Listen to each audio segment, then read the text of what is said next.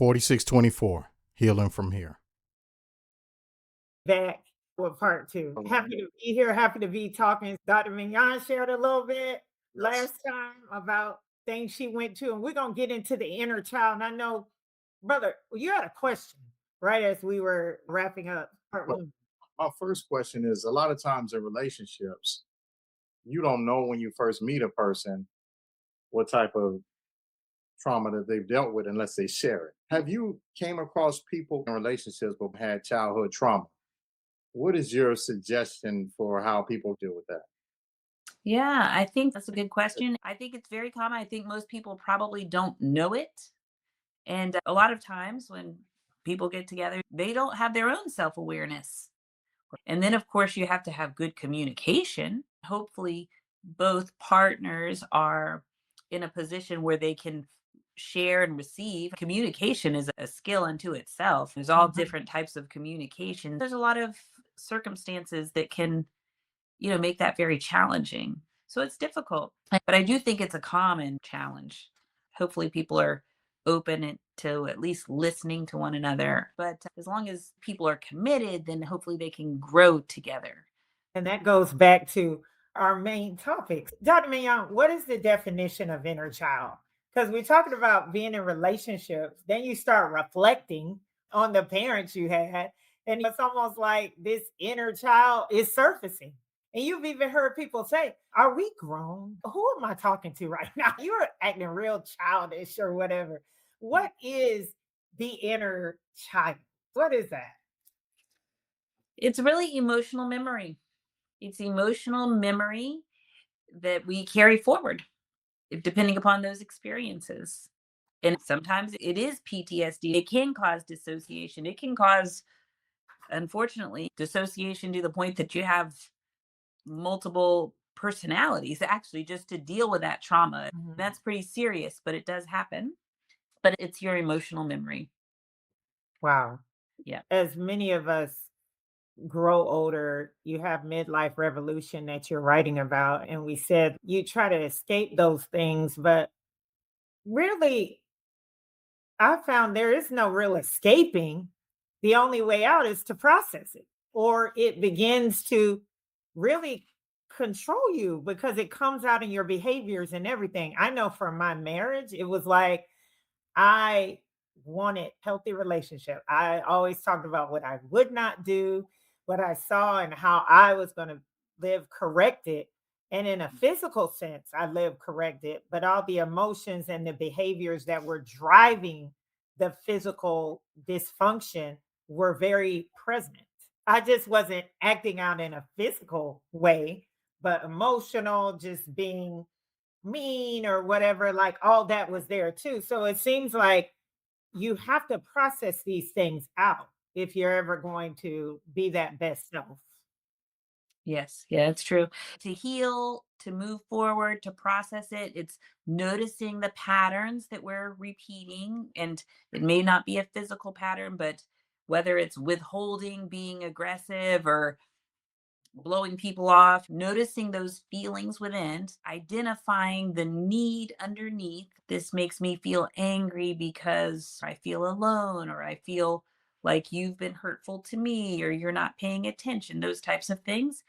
And then separating now, the present time, to the past. Oh, those are old feelings. Mm. Today, I'm over here. So I don't have to react that way. So what can I do? You could stop, breathe deeply to slow things down, thinking about those feelings, recognizing that. Sometimes you might tell your partner, I need a moment. So the moment part, I understand. Can it be the whole day? Can it be the next day? What does the moment look like? Right. There isn't a hardcore answer to this, but I would say the moment is long enough to get your stuff together, to calm down, or to get your thoughts together so that we can communicate something clearly, gently, not aggressively, depending upon how it is. If it blurts out and it sounds harsh, like sometimes I'm saying something, I'm being very thoughtful, but I sound serious. And people, my office might say, everybody's afraid of you. I'm like, afraid of what? I'm the most loving person out there. But I'm so focused in getting the words out that people perceive it as something else. So the moment is just taking it long enough to breathe, to relax, to say things thoughtfully, intentionally, and not in a way that can be misunderstood. You're taking that moment to process so you can deal with, not taking a moment to avoid, Correct. Right. or You're going not to come back taking a to it. moment so you could be like hoping the person just moves on to the next thing so you don't have to deal with it. Yeah, right. What And you're taking a moment to process so that you can recognize your feelings, your emotions, what's triggering you. Then we're taking a pause so we can bring down our hyper vigilant internal system. Or, hey, I got to get on this right now. I'm going to deal with this right now. So we know that's a pattern. This is the way I tend to be. This is my pattern. Maybe that doesn't feel good to somebody else. So we can bring it down and then we can come back with a calm way of communicating that doesn't feel so rushed or pressuring. Again, our partner or the person in our life, they have their own triggers. Nobody comes from a perfect place, since we're talking about that part in terms of relationships, which is a big part of our lives, comes in so we can then communicate. Or again, it shows up at work. Everybody has their past. I might have people that I work with that are shy, or they communicate in one way and I have to communicate in a way that they can hear me. Or and others are a little more straightforward. I could be straight ahead or I have to slow down. So it's important for us to know who we're talking to, because again, we're dealing with ourselves, but we're communicating with someone else as well. I am hearing self-awareness there too.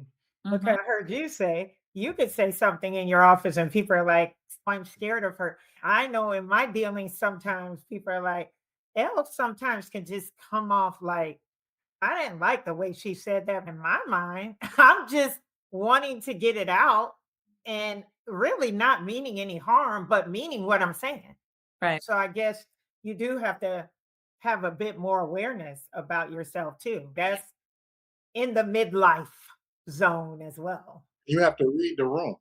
I had this professional situation to where, I needed answers on this particular file for my client. It was time sensitive.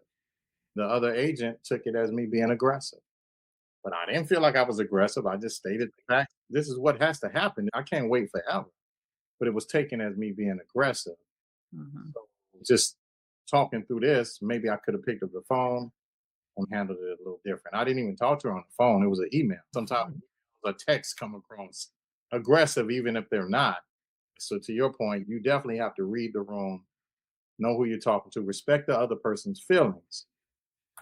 Sometimes you might need a moment, maybe not respond to that email or text right then and there, and then come back to it. So Right. this is good. This is good. I have another question for you. Can you have childhood trauma if you were in a good home?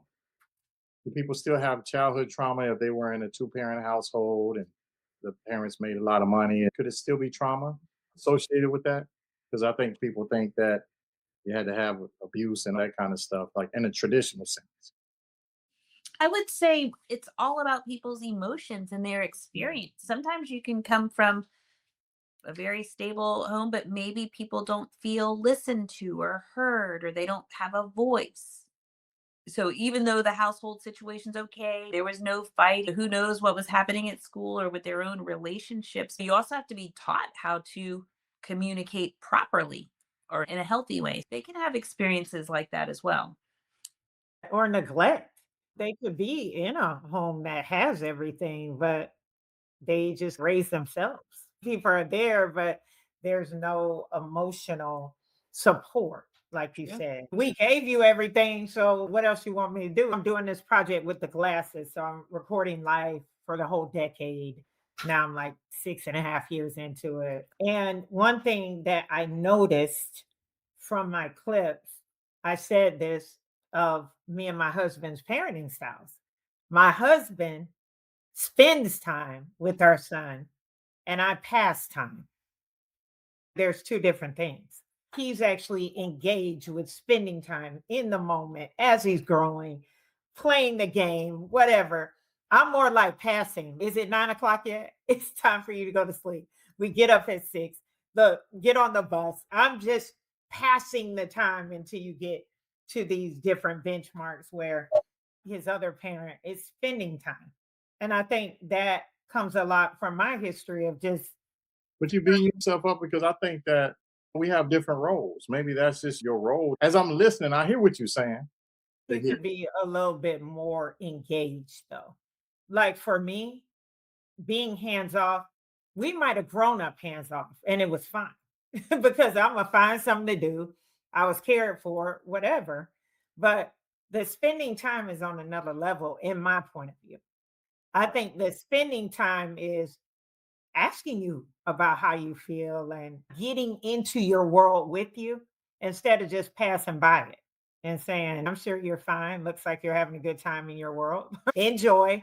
But then actually going in there with you, I think it's another level of bond with a child. That's just my point of view. That's Yeah. So I was just saying, I think to that question, you do have to look at yourself and find ways that you could be better. I will never be my husband as it relates to our child because he has his own personality and how he handles things for him. But I do think when it's a check in your heart that says, hey, come a little closer, I'm a little more hands off by default. I'm there, but I'm like, you can go up there and have your time upstairs. I hope you're having fun. We'll come down when it's time to eat. When sometimes a child might want you to just sit on the couch with them and just watch the movie too. I understand. I Yeah. understand. I think that's an interesting point. Nothing is perfect. Everything Mhm. is different. Everybody's situation is different. I'm going to circle back to when you are in a stable household, can you still have trauma? Because I believe that could be true. Or even for people who are very successful, but they're working so hard that they need a nanny to take care of their kids. Mm. You think that, wow, they're working, they've provided all these things. My kids Mhm. are so great. I'm sending you to the best schools. I'm working so I can give you this in the future, whatever. But maybe the kids feel like I never saw my parents. My parents don't really care about me. It's just so user dependent. All we can do is the best that we can do as individuals. The circumstances are different, and we don't want to be too hard on ourselves. We want to evaluate ourselves, be kind and loving. We're doing the best for our kids, and then they're going to have to do the same things for themselves too.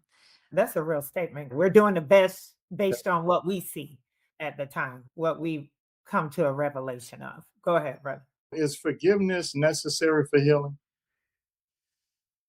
I think so. Absolutely. Mhm. Absolutely. We have the term, I forgive, but I don't forget. Does that keep you stuck? That means that you can't ever really heal? Oh, Or you can't. well, sorry. I was thinking self forgiveness, but I think trying to understand a person or our parents, let's use that as an example. And like I'd said just a minute or two ago, I always try to recognize that they did the best that they could with not just those The moment. circumstances, but the skill set at that time. And life is just so complicated because our parents are a product of their own environment. It just trickles down. So that's why it's so important for us to recognize our own patterns, recognize the feeling, where it comes from, what we want to change, and grab the tools that we need to change things moving forward. But I think that forgiveness is necessary for your own healing. And everybody will do it in their own time. There's no exact time frame on that. But it's about you facilitate your healing. Now moving forward at the age of 53, we can't change the past, and we have to believe that whoever that they would want things to be different, but we can't change it. We are not that little kid anymore. That's why we have to heal it. We are not that child. We've evolved into something else. Every Right. Mhm. cell in your body is different and new. We don't have to carry that emotional trauma with us. We can recognize it, we can remember it, we can learn, we can develop new skills, we can forgive, and we can move on. Wow. Wow. So as we get ready to wrap up here, as we're encouraging people, now is a good time to process how you feel. Are we digging it up? Should we just let sleeping dogs lie, as they say? Or is it good for the recognition of patterns and starting your journey and just becoming more aware? So, telling your story, is it a good thing? It's a good thing if you're not living there, wallowing around in the dirt, feeling bad and sad, feeling the worst of it and carrying it forward. No, we're recognizing it. Now we're talking about it. We are forgiving, recognizing that we weren't in control. But look at what you did. And life is fine. Now you survived, you're still here, and just moving forward and being able to recognize, even in all that trauma, whatever it was, learn skill sets that moved us, propelled us to the next thing, and helped us to navigate the world. And we can heal, we can forgive, move on, because nothing can change that. It's just a fingerprint, it's just an experience, just a chapter in a book. Mm, Now it's just a mm, story. right. And then you have the story, and then you have life, the Yes. experience that you're having right now. I want to just say this. I'm thankful to people along the way in my life who were encouraging. I watch these videos on social media where these famous people, they bring back their childhood teachers. You see them just become that same little person that they were in that classroom, and almost like remembering how the teacher saw them at the time. So I just want to give a shout out. We talked on our other episode about people who didn't affirm us or didn't handle problems. Like we remember those people as much as we remember the people who did see us and say, you'll make it out or you can do this. So that too just showed me that little person inside is always there, and recognizing how they were treated along the way. So I just wanted to say that really was on my mind when I just saw how emotional people got when they were able to reunite with people who were encouraging in their youth. I feel that 100% because Mm. I people that did good, and sometimes we get so caught into villainizing the people that we feel did us wrong. I think people that do too much of that stay stuck and then becomes that villain. That's why it's important for you to get healing and for you to look at the good in the midst of the bad. I think that's the spin that you're putting on it, right, doctor? Yes, absolutely. Yeah. Yes. The midlife revolution, being your best self. We picked up some skills and modified them to use in so many positive ways and not beat yourself up over the past and especially things that we couldn't control. Absolutely. We appreciate you. Shout Yes. out to you on the new book. We can't wait till the midlife revolution comes out and you'll be able to journal. That's a good way to start to begin to see patterns and process things, right? Because some people might be saying, how do I begin? What am I supposed to do? Do I just begin and just start telling everything that happened to me? I think there's a process to processing the pain. There are steps to that. So having journals like yours, you'll have to tell us when it's out, where we can get it. We're excited about that. Yeah. And other journals and just having ways. My brother talked about music and just different ways to begin to process things that have happened so we can identify the patterns. I think that's key to healing from here too. It's a workbook journal. It carries you through many different phases and aspects of life with lots of questions. So it walks a person through it. And then, especially, like you say, if you don't have your own therapist or access, or if they live in South Dakota out on the ranch, they will have somebody, or in Africa or anywhere, they can Mhm. have this to work on themselves. That's awesome. And how can they get it?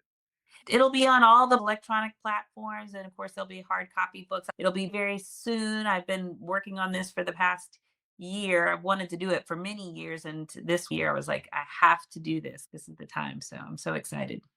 Proud of you, Doc. Yes. Proud of us, all moving forward on things that have been in our heart to do for a while. So we appreciate you Yes. being on 4624 Healing from Here. Thank you so much Yes. for everything you shared and more to come.